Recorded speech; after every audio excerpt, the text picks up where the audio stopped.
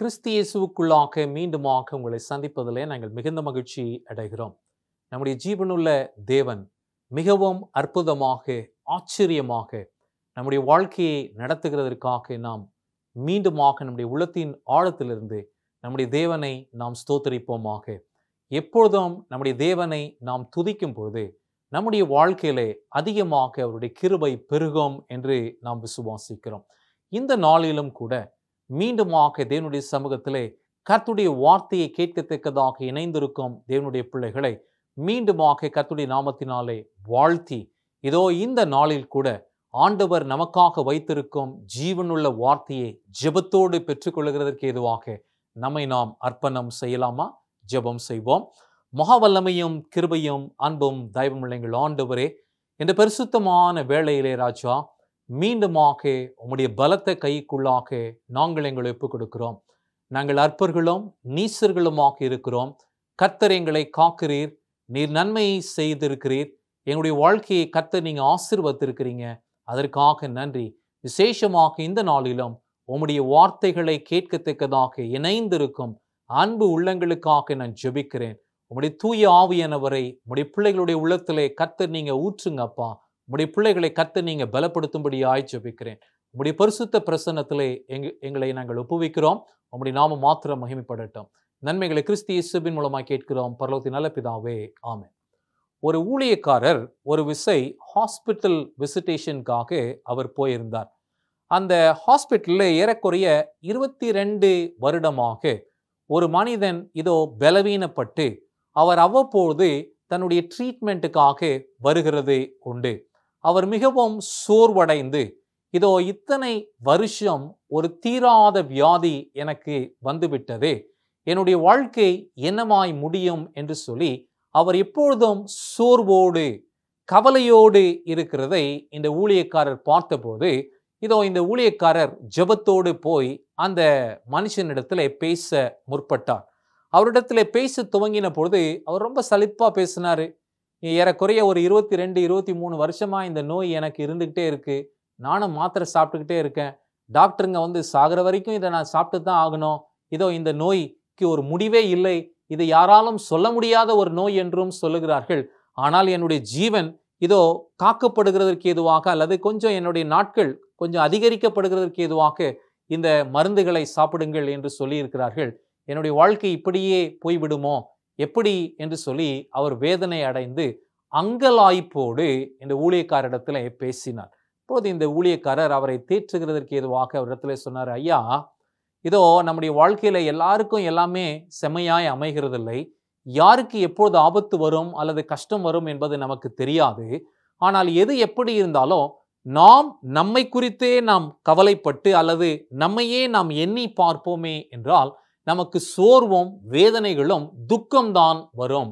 ஆனால் இதோ அழிவுக்கு ஏதுவான ஒரு வாழ்க்கையை நாம் வாழ்ந்து கொண்டிருந்தாலும் இந்த அழிவிலிருந்து ஜீவனுள்ள தேவன் ஒருவர் இருக்கிறார், அவரை நான் நோக்கி பார்ப்பேன், அவர் மேல் நான் நம்பிக்கையாயிருப்பேன், அவர் பேரிலே நான் பற்றுதலாயிருப்பேன் என்று சொல்லி எந்த ஒரு மனுஷன் தேவன் பேரிலே விசுவாசம் வைக்கிறானோ அவனுடைய வாழ்க்கையின் நிலை மாறும். இதோ விசுவாசத்தை பார்க்கிற ஆண்டவர் அற்புதங்களை செய்வார். அதனால் நீங்கள் ஜீவனுள்ள தேவன் பேரிலே நம்பிக்கையாயிருங்கள் என்று சொல்லி ஒரு நம்பிக்கையை கொடுத்தார். ஆம், எனக்கு அருமையான தேவனுடைய பிள்ளைகளே, நிறைய நேரத்தில் நம்முடைய வாழ்க்கையில் நடக்கிற எல்லா விஷயமும் நம்மை உற்சாகப்படுத்துகிறது அல்ல, சோர்வுக்கு ஏதுவாக அல்லது நம்முடைய விசுவாசம் சீர்குலைந்து போகிறதற்கு ஏதுவாக சத்துரு பல செயல்களை நம்முடைய வாழ்க்கையிலே செய்யலாம். எது எப்படி இருந்தாலும் நாம் நம்மை குறித்தே பார்க்காமல் நம்மை உண்டாக்கின தேவனை நாம் நோக்கி பார்க்க வேண்டும். நம்முடைய வாழ்க்கை ஆபத்தான சூழ்நிலைகளிலே தள்ளப்பட்டாலும் நம்மை காக்கிற கர்த்தர் ஒருவர் இருக்கிறார், அவர் நமக்கு துணையாக இருக்கிறார் என்கின்ற நம்பிக்கை அவசியமாக இருக்கிறது. இன்றைக்கு நாம் தியானிக்க போகிற வேத பகுதி ஏசாயாவின் புத்தகம் 40ஆம் அதிகாரத்தை நாம் தியானிக்கத்தக்கதாக இருக்கிறோம். இந்த புத்தகத்தினுடைய பின்னணியை உங்களுக்கு சொல்ல நான் ஆசிக்கிறேன். வேதாகமத்திலே நிறைய புத்தகங்கள் இருக்கிறது, அநேக தீர்க்கதரிசிகள் இதை எழுதியிருக்கிறார்கள். ஆனால் இந்த ஏசாயாவின் புத்தகம் இதோ வேதாகமத்துக்குள்ளேயே ஒரு குட்டி வேதாகமம் என்று சொல்லலாம், அப்படிப்பட்ட ஒரு புத்தகம்தான். இந்த 40ஆம் அதிகாரம் ரொம்ப மிக முக்கியமான ஒரு அதிகாரம். இவங்க எல்லாம் அடிமைகளாக, அதாவது ஆண்டவருக்கு கீழ்ப்படியாமல் போனது நிமித்தமாய் ஆண்டவர் என்ன பண்றாருன்னா பாபிலோனின் ராஜாவை அனுப்பி இவர்களை அடிமைகளாக கொள்ளை கொண்டு போகிறார்கள். பாபிலோன் தேசத்திலே 70 வருஷங்கள் நீங்கள் அடிமைகளாக இருப்பீர்கள். பிற்பாடு நீங்கள் அந்த தேசத்திலிருந்து விடுதலையாக்கப்பட்டு உங்களுடைய சுயதேசமாகிய இஸ்ரவேல் நாட்டிற்கு நீங்கள் திரும்புவீர்கள். கர்த்தர் உங்களை மேன்மையாக வைப்பார் என்கின்ற ஒரு நம்பிக்கை நிச்சயத்தை கொடுத்திருந்தார். ஆனா இவங்க அந்த 70 வருஷம் பாபிலோனிலே போன பொழுது நம்பிக்கை அற்றவர்களாய் போய்விட்டார்கள். எங்களை யார் விடுவிப்பா, நாங்கள் அடிமைகளாக இருக்கிறோமே என்று சொல்லி வேதனை அடைந்த அந்த ஒரு காலத்திலே ஏசாயா பக்தன் இந்த 40ஆம் அதிகாரத்தை எழுதுகிறார். இந்த முதல் வாக்கியம் எனக்கு மிகவும் பிடித்தமான ஒரு வாக்கியம். ஆண்டவர் சொல்றாரு, என் ஜனத்தை ஆற்றுங்கள், தேற்றுங்கள். எனக்கு அருமையான தேவனுடைய பிள்ளைகளே, நாம் படும் கஷ்டங்கள், நாம் படும் பாடுகள் நம்முடைய பாவத்தின் நிமித்தமாக. ஆனால் இந்த பாடுகளிலிருந்து நம்மை வெளியே கொண்டு வர வேண்டும் என்று நம்முடைய நேசர் துடிக்கிறார். ஆனால் அந்த இடைப்பட்ட காலத்திலே ஆண்டவர் என்ன பண்றாருன்னா, இந்த இஸ்ரவேல் ஜனங்கள் அவர்கள் தண்டனையை அனுபவிக்க வேண்டும். இந்த தண்டனை ஏன் அவர்களுக்கு வந்தது என்றால், தேவனுக்கு செவி கொடுக்காமல், தேவனுக்கு பிரியமில்லாத விஷயங்களையும் அதே நேரத்திலே அந்நிய தேவர்களை இவர்கள் பின்பற்றி போனது நிமித்தமாய் இப்படிப்பட்ட ஒரு தண்டனை அவர்களுக்கு வந்தது. இந்த தண்டனை காலம் முடிந்த பிறகு ஆண்டவர் இந்த ஜனத்தை பார்த்து சொல்றாரு, என் ஜனத்தை ஆற்றுங்கள், தேற்றுங்கள். ஏன் அப்படின்னா அவங்க ரொம்ப நொந்து போயிட்டாங்க, அவங்க ரொம்ப சோர்ந்து போயிட்டாங்க. இஸ்ரவேல் ஜனங்களுடைய அந்த சரித்திரத்தை அனுபவத்தை நீங்க வாசிங்க அப்படின்னா, இவர்கள் பாபிலோனுக்கு கொஞ்சம் கொஞ்சமா தான் அடிமையா அங்க நேபுகாத்நேச்சர் கொண்டு போறாரு. ஒவ்வொரு விஷயம் கொண்டு போன போது அவர்களில் அநேக பிள்ளைகள், வாலிபர்கள் மடிந்தார்கள். ஆண்டவர் இவங்க கிட்ட சொன்னார், அப்பா எப்படி இருந்தாலும் அவங்க உங்களை அடிமையா கொண்டு போயிடுவாங்க. எரேமியா தீர்க்கதரிசியை கொண்டு ஆண்டவர் சொன்னாரு, நீங்க யுத்தம் பண்ணாம அமைதலா போயிட்டீங்க அப்படின்னா போகிற தேசத்திலே உங்களுக்கு சமாதானம் இருக்கும். அந்த தேசத்துக்காக நீங்க ஜெபிப்பீங்க அப்படின்னா அந்த தேசத்தின் மக்களுக்கு சமாதானம் கிடைக்கும் பொழுது நீங்கள் நலமாய் இருப்பீர்கள். யுத்தம் செய்ய வேண்டிய அவசியம் இல்லை. 70 வருஷங்கள் உங்களுடைய தண்டனையை நீங்கள் அனுபவித்த பிற்பாடு நீங்கள் திரும்பவும் வருவீர்கள் என்று சொன்ன வார்த்தையை அவங்க நம்பல. கள்ள தீர்க்கதரிசிகள் சொன்ன வார்த்தையை நம்பி, நாங்கெல்லாம் ஆபிரகாமுடைய பிள்ளைக, நாங்க ஏன் அடிமையா போனோம், கர்த்தர் எங்களுக்கு துணையா இருக்கிறார் என்று சொல்லி ஆண்டவருக்கு பிரியமில்லாத விஷயத்தை செய்தார்கள். ஆனால் உண்மையாய் ஆண்டவர் சொன்ன வார்த்தை நிறைவேறினது. 70 வருஷங்கள் தண்டனையை அனுபவித்த பிற்பாடு ஆண்டவர் இங்க சொல்றாரு பாருங்கள். அதே ஏசாயா 40:2 சொல்லும் பொழுது, எருசலேமோடு பட்சமாய் பேசி அதன் போர் முடிந்தது என்றும் அதனுடைய அக்கிரமம் நிவர்த்தி ஆயிற்று என்றும் அது தன் சகல பாவங்களின் நிமித்தமாய் கர்த்தரின் கையிலே இரட்டிப்பாய் அடைந்து தீர்ந்தது என்றும் அதற்கு கூறுங்கள் என்று தேவனாகிய கர்த்தர் சொல்லுகிறார். என்ன ஒரு வாக்கியம் அப்படின்னா, இங்க ஆண்டவர் சொல்றாரு, நீங்க செய்த தப்பிதத்திற்கு ஏதுவான தண்டனையை பரிபூரணமாய் பெற்றுவிட்டீர்கள், உங்களுடைய பாவங்கள் நிவர்த்தி ஆயிற்று அப்படின்னா, இங்க ஆண்டவர் என்ன சொல்றாருன்னா, இந்த 70 வருஷம் பாபிலோனிலே போய் இருந்தவர்களுடைய இருதயம் புதுப்பிக்கப்படுகிறதற்கு ஏதுவாக தானியேல், அவருடைய நண்பர்கள் ஆகிய ஷாத்ராக், ஆபேத் நேகோ விசுவாசத்தை வெளிப்படுத்தினது நிமித்தமாய் ஆண்டவர் அந்நிய தேசத்தில் கூட அவர்தான் ஜீவனுள்ள தேவன் என்பதை நேபுகாத்நேச்சருக்கு மாத்திரமல்ல மற்ற ராஜாக்களுக்கும் ஆண்டவர் கற்றுக் கொடுத்தார். ஆம், எனக்கு அருமையான தேவனுடைய பிள்ளைகளே, இந்த ஜீவனுள்ள தேவனுக்கு நாம் கீழ்ப்படியும் பொழுது நம்முடைய வாழ்க்கை மேன்மையாக இருக்கும், ஆசீர்வாதமாக இருக்கும். ஆனால் கீழ்ப்படியாதவர்களாய் போகும் பொழுது சில நேரங்களிலே நம்முடைய ஆவிக்குரிய வாழ்க்கையில கூட சின்ன சிக்ஷைகளை ஆண்டவர் அனுமதிக்கிறார். அதை தண்டனை என்று கூட சொல்லலாம். ஆனால் தேவனுடைய பிள்ளைகள் நாம் அனுபவிக்கிற தண்டனையை நாம் ஒப்புக்கொள்ள வேண்டும். ஆண்டவர் அதை தான் எரேமியா தீர்க்கதரிசியின் மூலமா, நீங்க அனுபவிக்கிற தண்டனைக்கு நீங்க பாத்திரர் என்று ஒப்புக்கொள்ளுங்கள். ஆனா இஸ்ரவேல் ஜனங்கள் ஒத்துக்கவே இல்லை. அவங்க சுயபோன போக்கிலே போனாங்க. திருமண உறவுக்கு வெளியிலே உறவு கொண்டார்கள். அது மாத்திரம் இல்லாமல் ஆண்டவருடைய கோபத்தை உருவாக்குறதற்கு ஏதுவா அல்லது தூண்டுகிறதற்கு ஏதுவாக இவர்கள் அந்நிய தேவர்களை பின்பற்றி போய் அந்நிய தேவர்களுக்கு பலி செலுத்தினார்கள். இதையெல்லாம் ஆண்டவர் அருவருப்பாக பார்த்தது நிமித்தமாய் இந்த தண்டனையை அனுபவித்த பிற்பாடு இப்போ ஆண்டவர் என்ன பண்றாருன்னா, மறுபடியும் இந்த 70 வருஷம் முடிந்த பிறகு பாபிலோனிலிருந்து ஒரு ரெமனன்ட், மீட்கப்பட்ட ஒரு கூட்டத்தை ஆண்டவர் அங்கிருந்து வெளியே கொண்டு வரார். அவங்களுக்கு ஒரு மிக முக்கியமான பொறுப்பை கொடுக்கிறாரு. அந்த பொறுப்பை எங்க வாசிக்கிறோம் அப்படின்னா, அதே அதிகாரம் 3வது வாக்கியத்திலே நாம் வாசிக்கிறோம். அதை இங்க வாசிக்கும் பொழுது, கர்த்தருக்கு வழியை ஆயுத்தம் பண்ணுங்கள், அவாந்திர வெளியிலே நம்முடைய தேவனுக்கு பாதையை செவ்வை பண்ணுங்கள். இந்த ஒரு வாக்கியம் இருக்கு, ரொம்ப முக்கியமான வேத வசனம். ஏன் அப்படின்னா, இவங்களை ஆண்டவர் என்ன நோக்கத்தோடு அனுப்புறாருன்னா, நீங்க போய் நல்ல வீடெல்லாம் கட்டி சந்தோஷமா இருந்து மீண்டுமா எருசலேமிலே உங்களுடைய வாழ்க்கையை தொடருங்கள் என்று மாத்திரம் அனுப்பவில்லை. ஆண்டவர் சொல்றாரு, வாக்குத்தத்தத்தின் வித்தாகிய மேசியா சீக்கிரமாக இந்த உலகத்திலே பிறக்க போகிறார்.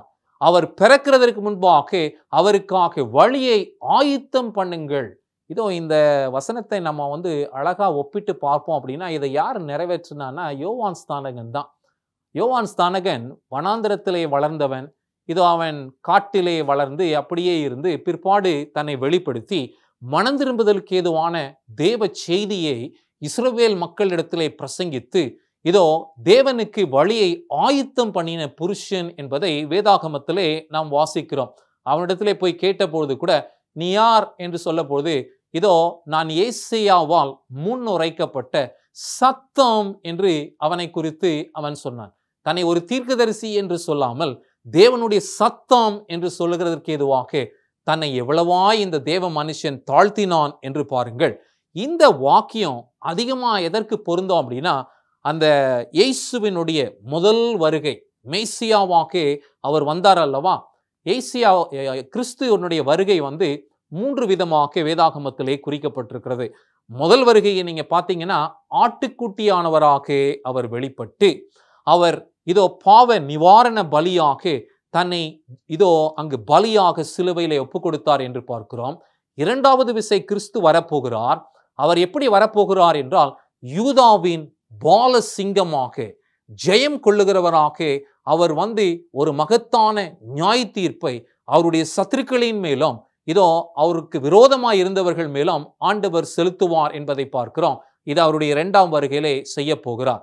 3வது வருகை, இதோ ஆண்டவர் அவரால் மீட்கப்பட்ட பிள்ளைகளை பரலோகத்திற்கு கொண்டு போய் அங்கு இதோ ஆண்டவர் ஒரு மகத்தான ஆட்சியை செய்துவிட்டு பிற்பாடாக கீழே இறங்கி வரும்பொழுது ராஜாதி ராஜாவாகவும் கர்த்தாதி கர்த்தராகவும் வருவார். ஆனால் இந்த 40வது சங்கீதத்தை ஏசாயா எழுதின பொழுது, ஒருவேளை அவர் வரிசையா எழுதியிருந்தாலும் அவர் அதை பிரித்து காண்பிக்கிறதற்கு ஏதுவாக இஸ்ரவேல் ஜனங்களுக்கு அவிதமாய் சொல்லாமல் ஒட்டுமொத்தமா இந்த 3 வருகையும் இந்த ஒரே அதிகாரத்திலே சேர்த்து எழுதியிருக்கிறார் என்று கூட சொல்லலாம். இப்ப நாம் வாசித்தோம் இல்லையா, இந்த 3வது வசனம். இந்த வசனம் எதை வெளிப்படுத்துகிறது என்றால், அவர் மாம்சத்திலே பிறப்பார், இதோ அவர் மாம்சத்திலே வெளிப்பட போகிறார் என்கின்ற ஒரு மகத்தான சத்தியத்தை வெளிப்படுத்தக்கூடிய ஒரு வேத பகுதி தான் இந்த வேத பகுதி. அதுக்கு பிற்பாடு நீங்க பாத்தீங்கன்னா, இந்த ஜனங்கள் அவங்களுக்கு நம்பிக்கையே இல்லை.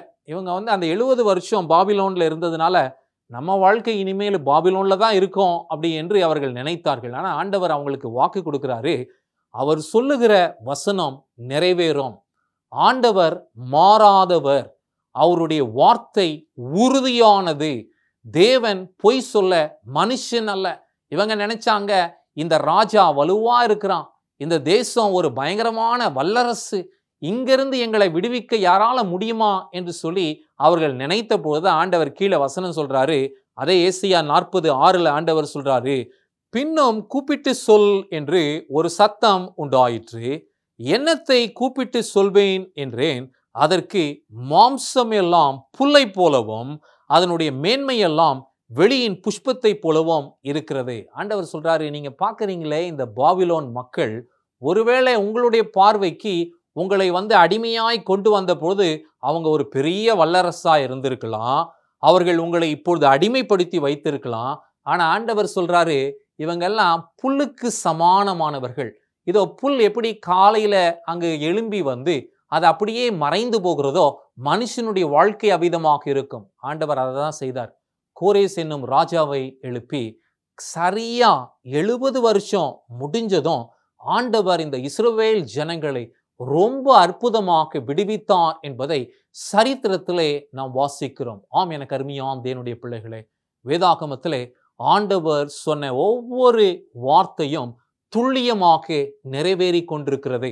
எப்படி ஆண்டவர் இஸ்ரவேல் ஜனங்களுக்கு ஒரு பொறுப்பை கொடுத்து, நீங்க திரும்பவும் போய் வரப்போகிற மேசியா உங்களுடைய தேசத்திலே பிறக்க போகிறபடினால், தாவீதின் ஊரிலே பெத்லெகேமிலே அவர் பிறக்க போகிறபடினால் அவருக்கு வழியை ஆயத்தம் பண்ணுங்கள் என்று சொல்லி இவங்க போய் ஆயத்தம் பண்ணி அந்த மேசியாவை இவங்க வரவேற்றிருக்கணும்.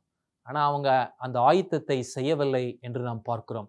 ஆனால் எனக்கு அருமையான தேவனுடைய பிள்ளைகளே, இதோ மீண்டுமாக இதே அதிகாரத்தில் நீங்க பார்த்தீங்கன்னா ஆண்டவர் மறுபடியும் நமக்கு ஒரு எச்சரிப்பை கொடுக்கிறார். இந்த எச்சரிப்பு என்ன அப்படின்னா, இதோ இந்த வாழ்க்கை ஒரு நிலையற்ற ஒரு வாழ்க்கை. இதோ மனுஷனுடைய வாழ்க்கை புல்லை போல இருக்கிறது, அது மறைந்து போகும். ஆனால் ஆண்டவர் சொல்றாரு, அவருடைய வார்த்தையை நம்பி அவர் மேல் விசுவாசம் வைக்கிற பிள்ளையை ஆண்டவர் பத்திரமாய் காக்கிறார்.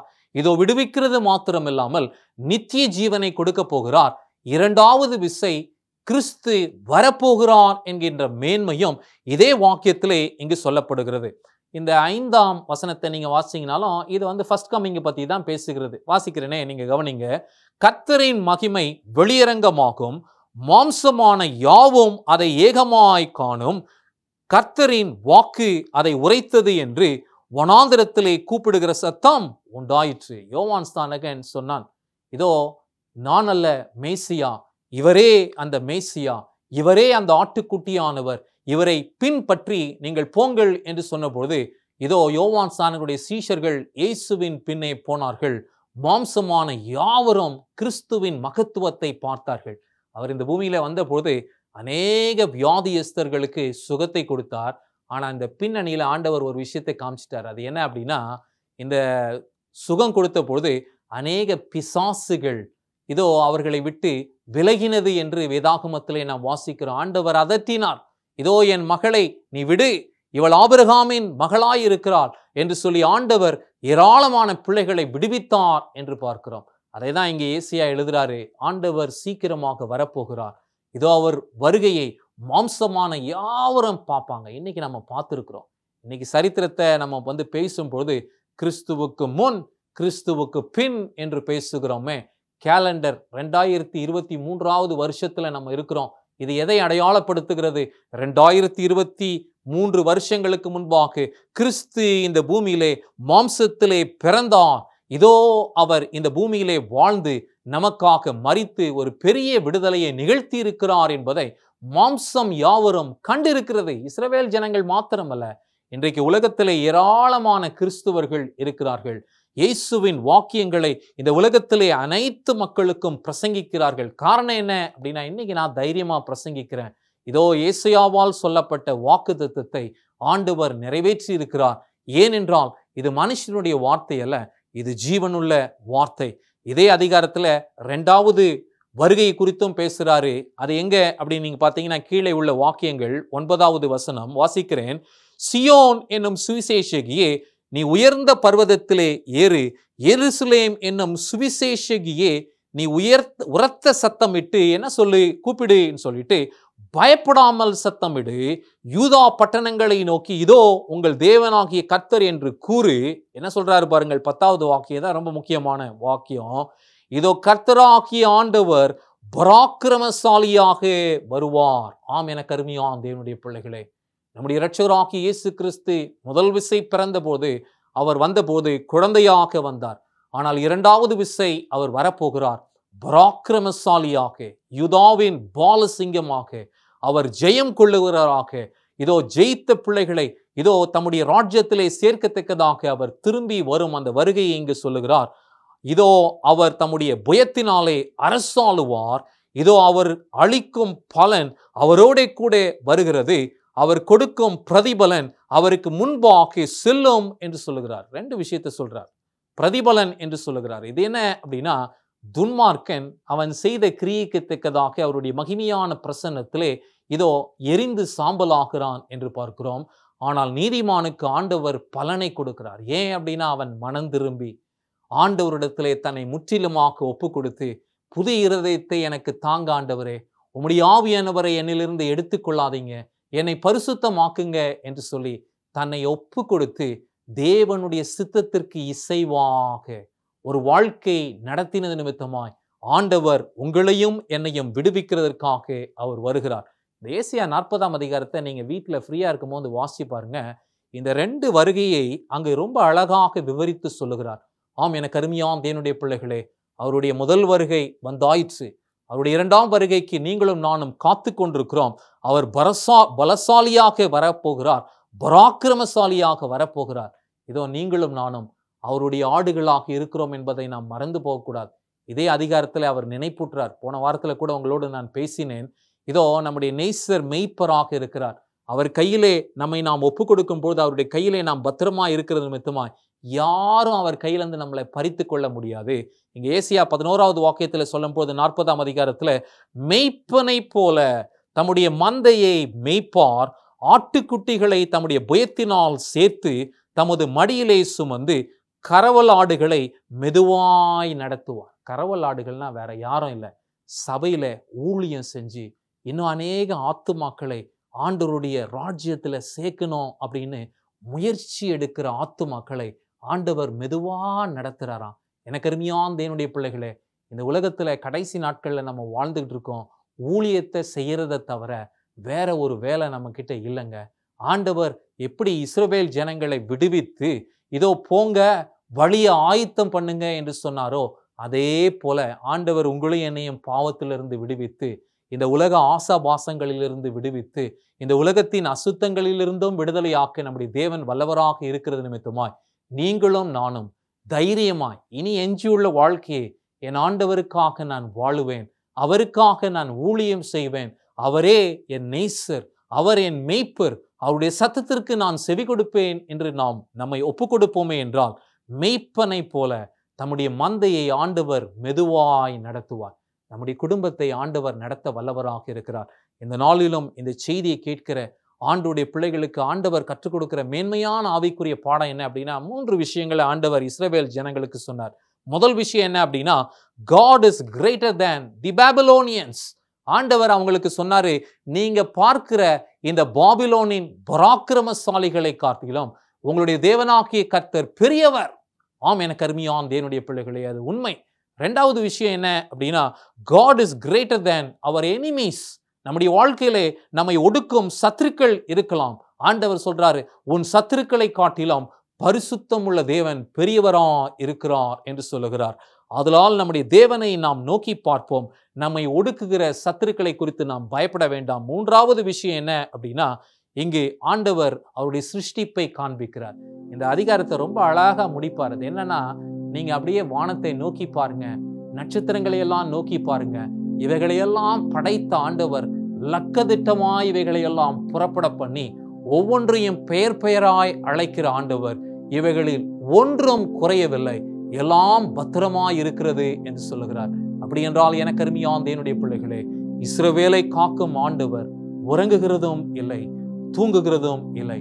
உங்களையும் என்னையும் காப்பேன் என்று வாக்கு கொடுத்தபடியினால் இந்த ஜீவனுள்ள தேவன் 2வது விசை மீண்டுமாக வருகிறதற்கு ஏதுவாக வழியை ஆயத்தம் பண்ணுவோம், ஊழியத்தை செய்வோம், கர்த்தருக்கு சாட்சியாக நிற்போம். தேவன் நம் ஒருவரையும் ஆசீர்வதிப்பாராக. ஆமென். மீண்டுமாக அடுத்த வாரம் இதே நிகழ்ச்சியிலே இதே நேரத்திலே உங்களை சந்திப்போம். உங்களுக்காக தொடர்ச்சியாக நாங்கள் ஜெபம் செய்வோம். கர்த்தர் உங்களை ஆசீர்வதிப்பாராக.